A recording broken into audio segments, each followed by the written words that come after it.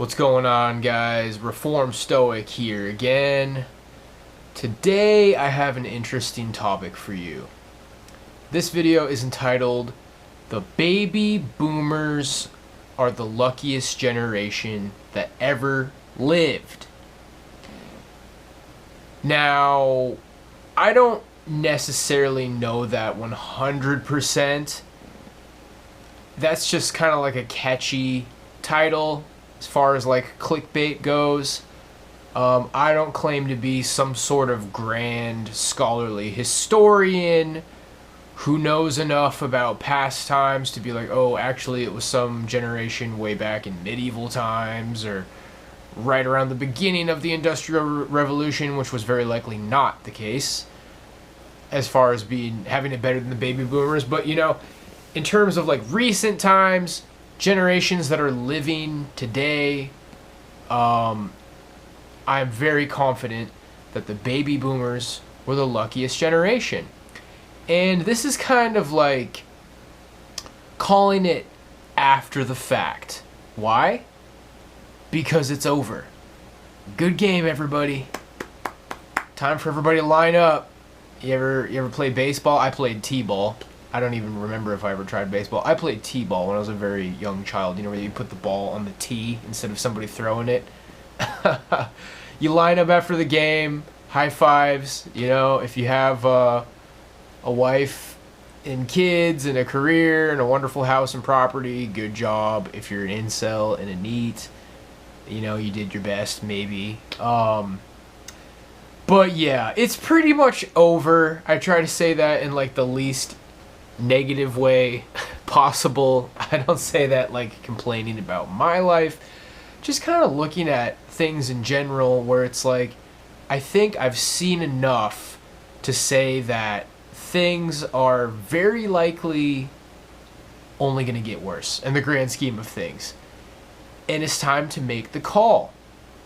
And I just wanted to, in this video, give just like a quick overview of why the baby boomers were the luckiest generation, and then a little bit about each generation leading up till now. I don't know anything about Generation Alpha. I'll just say that's something I don't really hear about very much either. Those are the children of the Zoomers, I believe, or maybe late bloomer millennials are having Gen Alpha. If I ever have kids, they'll be Gen Alpha.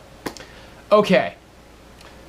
So why are the baby boomers the luckiest generation? Well, isn't it obvious, guys? Haven't we been talking about this for a long time at this point? They hit us with their stories like, you kids don't understand, man. We had to walk to school back in the day.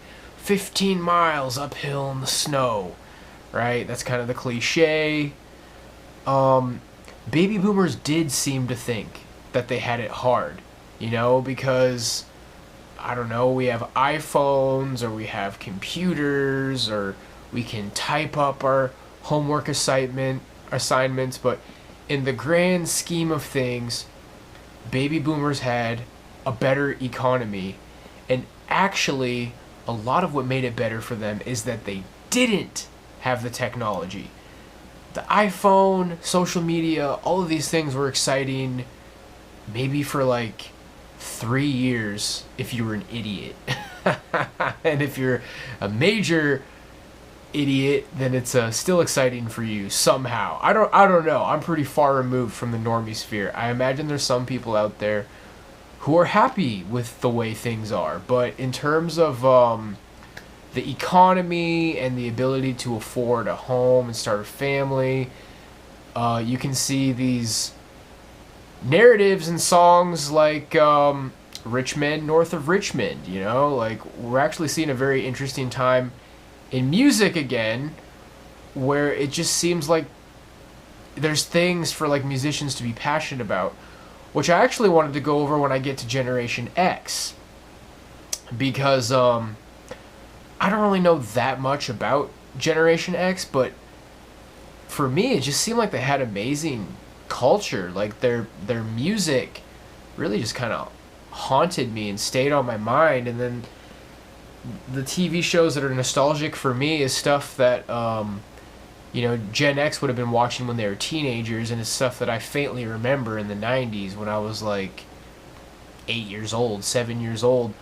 I'm thinking about probably starting like Daria at some point. I don't know if I ever really saw any Daria, but Gen X stuff is cozy, Gen X music, and I feel like a good portion of the music that I listen to is probably like made by Gen Xers. But yeah, man, baby boomers just, you had to get a job. You had to show up. You did have to work hard. What's happening now is millennials and Gen Z oftentimes don't even have the opportunity to work hard, or if you do work hard, it's not enough. You know, we're living in the time where it's like, because baby boomers fed us this like, you know, you're not above having a bottom level job. Our family was grinders, and you know, we weren't afraid of a little bit of hard work. We weren't afraid to work minimum wage. You're not better than minimum wage, sonny. Get any job. We're living in a time where if you follow that mindset that your baby boomer parents had, you are basically a sucker. And I don't want to be like disrespectful or make anybody feel bad, but I mean, you probably just know. You know, life is just teaching you. If you don't have something better than minimum wage, you basically can't get by. And, you know, God bless you if you can find a woman who wants to grind it out with you, minimum wage. But average looks women this day and age do not have to date or marry a guy who makes minimum wage. And they don't. Because we're living in the time of, maybe some of you have you heard about the no pussy, no work movement. Yeah, that really rolls off the tongue, doesn't it? Don't shoot the messenger. I'm just saying that it exists. And I have a feeling a lot of people here know that it exists. So we've gone from, kind of in a line from PUA, pickup artistry, where it's like, you know, that was going on in the 90s, but for me, I caught wind of it in the late 2000s when I first went to college, trying to figure out game, figure out how to stand up straight, look women in the eye, be yourself, peacock, wear fancy clothes and hats, like mystery, and okay, I'm gonna open the set, and that's a 2 set, and that's a 1 set, and I'm gonna display my higher value, and I'm gonna nag and push and pull, trying to like carry yourself in a certain way to impress women. That ended up becoming MGTOW. Men go in their own way. Now, MGTOW started out where it actually would have been like older Gen Xers who got divorced, got taken through the ringer with the divorce courts, and realized they don't want to do it again. Like, they're walking away from women because they already did it once, like marriage and kids, or just marriage, and they're burnt out, and that's it. That's where it started. And then, you know, now people like bashing MGTOW back in the day. MGTOW is pretty much over now. We're talking about the past. We're going through this line to where how things evolved. They talked about men being sent their own way. And I think the men being sent their own way was like young 20s guys. And this was me. I remember when I first discovered MGTOW. At first I found some guy called like ACA Academy or something. I barely even remember what that channel was called. I don't think it really lasted through the years. But I remember seeing Sandman. I saw my first Sandman videos, I think, in 2014 when I was on a short road trip with my dad right after I moved to Vegas, I believe. Or maybe it was even when I was in the process of moving to Vegas. But that was 2014. I saw my first Sandman videos. I remember the first time I ever saw the MGTOW acronym. I went down that pretty quick. And so I was a young 20s guy. I was like 22, 23, I think. So it was these young 20s guys who were trying PUA and failing. Like, you know, a little bit of luck here and there, but it was still hard, and their life was still kind of defined by just not really getting what they're trying to get with women. So then you could have maybe what you would call like second wave MGTOW, or men sent their own way, which is a lot of guys kind of adopting this independence, leaving women behind attitude, but they're not these mid-30s Gen Xer guys who had a failed marriage. They're guys who ultimately are just failing with PUA. And then, there's a lot of different ways you could look at it. Like, some guys are failing with PUA and they're coping, or some guys are just not really impressed with their interactions with women. Maybe they had some success with PUA. I personally had a little tiny bit of success with PUA, and but I was never really able to get like a girlfriend. What I found personally is the kind of girls who are willing to sleep with you in close proximity to meeting you, like, didn't really want to be your girlfriend. I think, honestly, guys, and this, I really don't think this is cope here. This is what I really feel like I learned. Women were the ones who wanted to sleep around. I wanted a girlfriend. What I found in my life was I could either get friend zoned or I could get them into bed. And if I got them into bed, there was no relationship. So I didn't know how to get a girlfriend. I figured out how to, like, try to get laid. And if I got laid, there was no girlfriend. So that was that. I became a man sent his own way. Second wave MGTOW. So that eventually became the black pill. Now, I think I was kind of inadvertently one of the first black pillars, but the term was around. I did not coin the term. For the record, anybody who's like a black pill aficionado, historian, I checked recently on my first channel, which is still up, and I have some of my old videos up over there. My very first video was like November 2018, and right out the gate, like, my very first video ever was, I know a guy who's 5'7" and slays. And I addressed, like, why every now and then there's a short guy who does great with women. That's black pill stuff. I was addressing black pill right out the gate. So November 2018. So anybody who knows about the black pill, how long has that been around? So black pill was like basically like the determinist reality that it's like, wow, you know what? PUA, because there's MGTOW in between black pill and PUA. And it's like, this video could really just be titled like the evolution of MGTOW to black pill, but I think this is all relevant to the baby boomers being the luckiest generation. They didn't have to deal with any of this, okay? So there was PUA, then MGTOW, then black pill, and black pill was kind of like reflecting after like 5-10 years of coping as MGTOW. You're like, PUA just isn't really relevant anymore. And when people were saying this in like 2017, 2018, people were like, dude, your cope, that's toxic. You just really stopped doing the work. You need to do the work. You need to work out. You need to lift weights. You need to get a job. A girl's not going to want to date a guy without a job. Go finish your degree. A girl's not going to want to date a guy without a degree, which is like true. But at this point, what people are realizing is like, yeah, get the job, get the degree. But in this age of hypergamy, women are able to pick a guy who's got the job, the degree, and the jawline, and the 6'2", and the face. So, I don't know if there's like different shades of black pill. Black pills are just black pills. It's really all about how it hits you. I more or less believe in the black pill, you guys. I think that women are selective to a point where it's over. And that's part of why I'm making this video. It's all over. We're all giving each other high fives after the baseball game. Congratulations, you got a wife and kids and a job. So that's the evolution of PUA, which would be, I guess, they really started writing these books and creating this PUA lifestyle in the 90s. I mean, there was already guys going to clubs and bars in the 80s and 70s, obviously, ever since Free Love and earlier.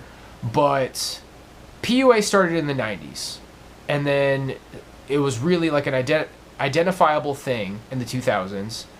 I recognized it and started trying to figure it out and had a little bit of luck with it in like the 2010s. early 2010s. It was actually Brent Smith's advice. If you can find Brent Smith lifestyle, he's really not one of the more popular ones. That's the advice that worked for me, is that you don't pursue women. Women are supposed to pursue men. High value men are pursued. That's the stuff that worked for me a little bit. Then there was MGTOW, first wave, second wave, the men sent their own way, and then eventually we just realized, all that really matters is looks and status. So, okay, that took a little bit of time to unpack that. But that's where the train gets off. The train gets off in hopelessness. The black pill is hopelessness. It's determinism. Determinism is hopelessness because you're like, man, this is on rails. Like I can't really move this off of the track. This train cannot move off of the tracks. And my tracks is 5'4" janitor, Bombay, balding, 5'3", 300 pounds, over. Game over. So, and the baby boomers' advice was completely useless. Okay, we're kind of getting carried away here. This is really probably just catered towards my channel. I think I've maybe failed the clickbait version of this video because we totally got off topic on some level. It's relevant though. So where I wanted this video to eventually lead was, so who's breeding right now in our generation? Who's breeding? Like, who has selection? So aside from the black pill, aside from Chad, because you gotta be honest, does having lots of casual sex equate to reproducing? No.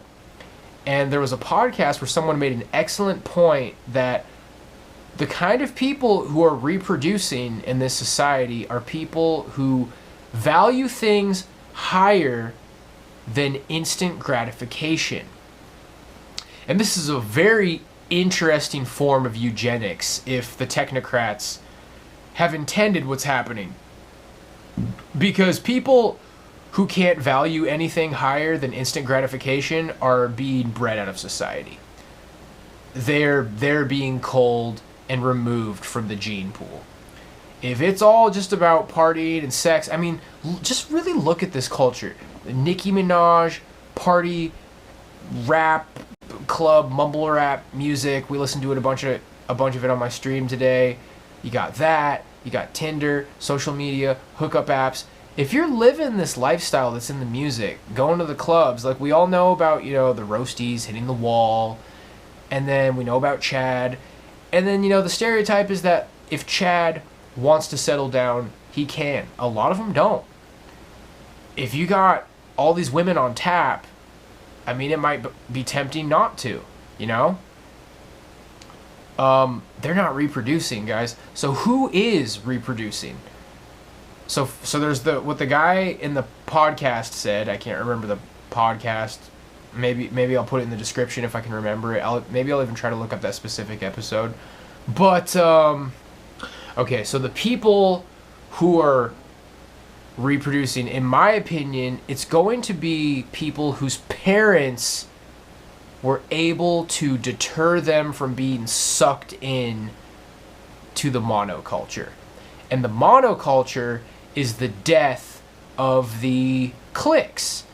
And this is part of where, thinking back on Gen X, because I was into like the emo clique. I was into like the pop punk clique and the post-hardcore, hardcore, post-hardcore, emo, pop punk, punk. This is all stuff, is all Gen X music, man. Goth. I like goth music. That was like older Gen X, in the 80s. I can definitely dig some Cure, shoegaze music. Gen Xers, man. So that's back when you had like all these different groups before the monoculture, there was the nerds and the goths and the jocks and the punks and just everybody. And at this point with the monoculture, you're kind of either in or you're out, bro. You're with it, you're with the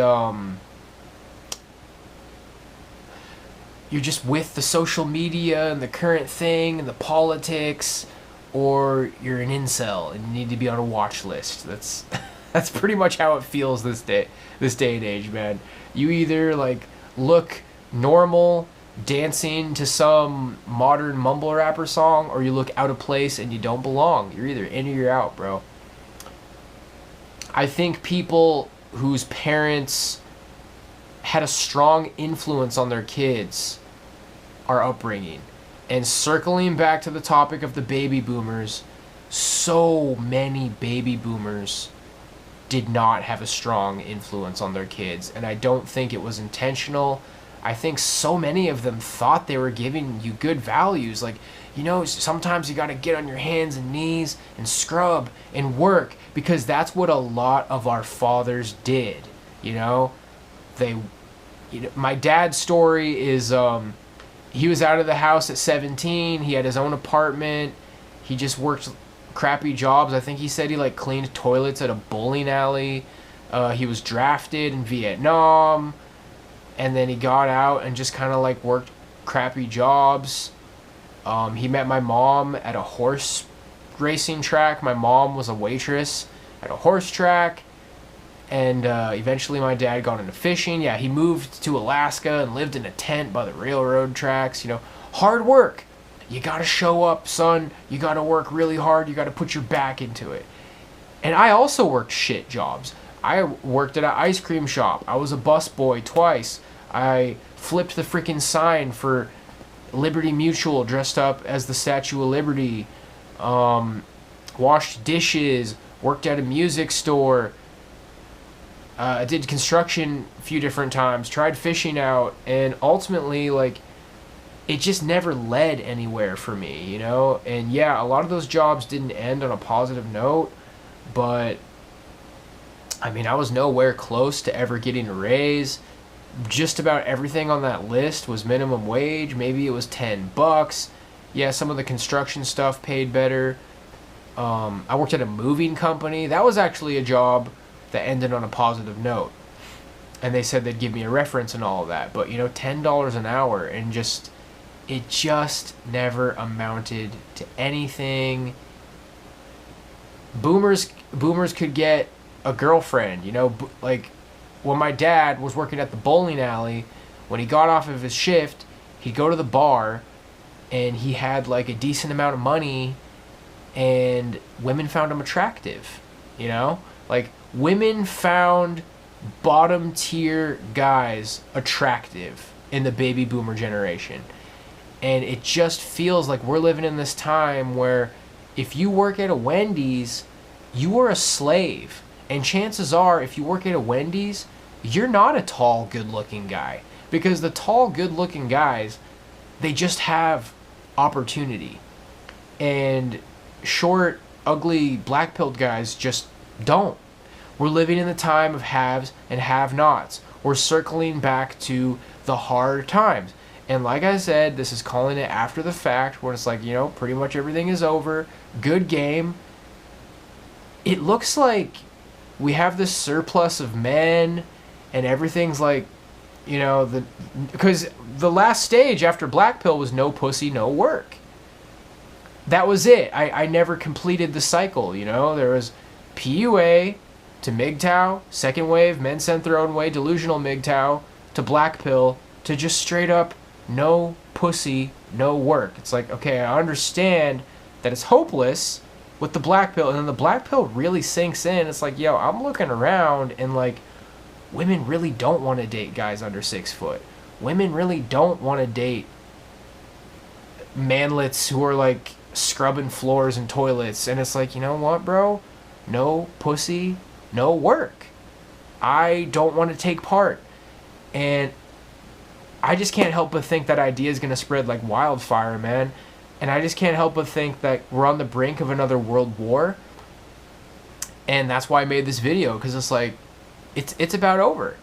It's pretty much over. You know, this isn't about me. I'm gonna do my thing, man. You know, whatever I'm gonna do, I'm a holy man. I'm just trying to like be better. I'm trying to do right by God. I'm trying not to think too much about like how people have done me wrong. Start thinking more about like how I've done other people wrong, how I've done God wrong. But this ain't about me. This is just about how I think it is. And it's like, so that's game. We're back to the times of war, and baby boomers lived, because the silent generation was in World War II. Okay, my grandpa on my mom's side was in World War II. And yeah, he worked in a church, but that was it, man. Like, there's this generation sandwiched in between World War II and World War III, which is maybe coming, and pandemics and chaos and, I don't know, the end of the world, whatever the hell is coming. And man, my guess is as good as yours. And a lot of what's keeping me going is I'm really fascinated to see how this all pans out, you guys. I'm really, every single day, or, you know, week by week, month by month, year by year, it's just like, it is really a trip to see where things are going to head from here. But yeah, on one side of the baby boomers, you got World War II and World War I, chaos. And then Gen X was like the best of the Gen Xers, the most successful of the Gen Xers, basically followed in the footsteps of their parents, the baby boomers. But when you look at like the punk rock music and the post-hardcore and the hardcore and the goth, and you look at all the colorful art that came from Gen X, and they felt this apathy that boomers didn't feel, because things were changing. There was they were living inside of this catalyst. Things were catalyzing into something else. Things were in the process of changing, and I think Gen X like felt it on this very unconscious level, and it manifested in their art. Their art was like a sign of what was to come. And the millennials, me, born in 1991, we were shocked. Millennials have been traumatized by the shift. Okay, millennials were teenagers when the shift happened, and I've been in like 5, 6, 7, 10 threads on 4chan where everybody's trying to argue their point for when exactly the shift happened. I'm like a historian of this, guys. 9/11, 2001 was the beginning, but the shift was around 2007, 2008. I mark it as when my friend Wesley started to listen to Lil Wayne. We used to listen to the Vans Warped Tour CDs. Man, he showed me some of the bands that are like still some pop punk bands and emo bands that I kind of dig every now and then today. We listened to like the same style of music. He had like a really good taste in like indie and rock. And then just one day, he's blasting Lil Wayne. And it kind of started with DMX a little bit before that. But then just one day, out of nowhere, Lil Wayne. 2007, you guys. And that just kind of opened up this black hole of iPhones, Obama, Lil Wayne, recession, Nicki Minaj. Drake was all right. You know, Drake's all right. But he still came out of that black hole. And that was the shift. That's the consensus that 4chan has decided. 2007, 2008. 2008 was the recession. So millennials were developing when the shift happened, and it's just like you witnessed your best friend get hit by a car or something, and you're just traumatized. And part of that trauma is like getting out competed in dating and hookup culture, which I wish that I was never really a part of hookup culture. And then it kind of circles back around to my point that I think the people in our generation who are breeding and passing on their genes, aside from just being good looking, because that's kind of like a necessity or a staple, but even the stragglers who made it and ascended without the looks, it's people whose boomer parents had a positive influence on them. Their parents had some wisdom to pass on. They treated life like it was still difficult and a struggle. They weren't caught up in that boomer illusion of everything's good and, oh, wait till you're in your 30s to get married. Have fun, travel. Don't worry about dating in high school. Like, they had more traditional parents. Maybe you lived in like a traditional Catholic family or any kind of Christian family. Jehovah's Witnesses and Mormons sure just seem to have this like ingrained in, man. Say what you will about them, but culture-wise, like, Mormons are getting married young and having kids, big families with wealthy friends and influence. Jehovah's Witnesses are getting married young and they got money and influence and jobs and careers and they're having big families. Yeah, boomers who were able to impart some sort of wisdom on their kids, but the baby boomer stereotype that I'm thinking of is, oh, I don't know, ask your father. Mom's zonked out on antidepressants. Oh, I don't know, ask your mother. Dad's busy at work. Mom's probably at work too. Working mom, working dad, coming home to an empty house. Latchkey kids. Mom and dad, I'm getting bullied at school and I suck and I can't get a girlfriend. It's like, oh, you take things too personally and you think too much, and just stand up straight and look them in the eye, give them a firm handshake and say, sweetie, I am the best man to be your boyfriend. Like, I'm sorry, boomers. I don't want this to like be heinous, but you guys just didn't have any wisdom to pass on to your kids. You guys are absolutely the most spoiled generation maybe who ever lived. And yeah, wow. Before you guys, World War, chaos, World War I, World War II, the nuke was dropped. Hitler, just absolute chaos. And then everything recovered, and then things were booming, and then the Gen Xers were, pretty close to the same, but they had this Daria kind of like something is off. And then they were just kind of like rejecting the establishment a little bit. But they didn't really feel it on the level that millennials did. And millennials are, you ever see Butterfly Effect where Ashton Kutcher keeps changing the timeline? In one of the timelines, his friend, he hands his friend a rusty piece of metal, and then he stabs somebody with it when he's a little kid, and then he's in the mental hospital when he's grown up, and he's like, you shouldn't have given me, why did you give me that? That's the millennials, dude.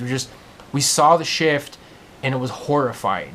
We went from teeny bopper teen movies where the nerdy guy gets the cheerleader to frickin' Young Thug, Lil Wayne, cool hip hop mumble, everybody's pretty and popular monoculture. And that's only the beginning of it. Black pills and red pills and MGTOW and politics, and I could just go on and on and on and on, man. This video is already over 30 minutes, and it's been kind of a mess. I might come up with a better title than the baby boomers are the most spoiled generation who ever lived. But that might be the perfect title, man, because that's what it all amounts to. And it's not meant to be bashing the boomers, which is why I talked about so many other things, because it's not about boomers being terrible people. It's that you guys have no idea how lucky you were. I'm not insulting you. Boomers have these knee-jerk reactions to my channel, and it's I'm not insulting you, but I am telling you that you guys have no idea how good you had it. I speak on behalf of people who died in world wars, Gen X, who really is underrated in terms of the music they made. There's so many people who's just AC/DC and boomer rock and the Rolling Stones and Jimi Hendrix. Everybody loves that stuff, man. In high school, there was a lot of the cool kids reverted to the older music, but I always really liked Gen Xer music, man. The bands that were out in my time. I imagine even the early 2000s emo bands, Taking Back Sunday, Census Fail, Blink-182, pop punk. Those guys were Gen Xers, and I dug that shit. That's probably about it, guys. I've not given up on life. I do not recommend that you give up on life. I don't endorse the no pussy, no work movement. I just have acknowledged that it exists. Okay, YouTube, Okay, FBI, CIA, I'm not doing anything. I'm just aware of what's happening. Which, let's be real, like that's enough to get you in trouble in these times, because I think a lot of what society is about today is trying to keep everybody in the dark. And ultimately, boomers, I'm just trying to help you step out of the dark. You guys had it good, man.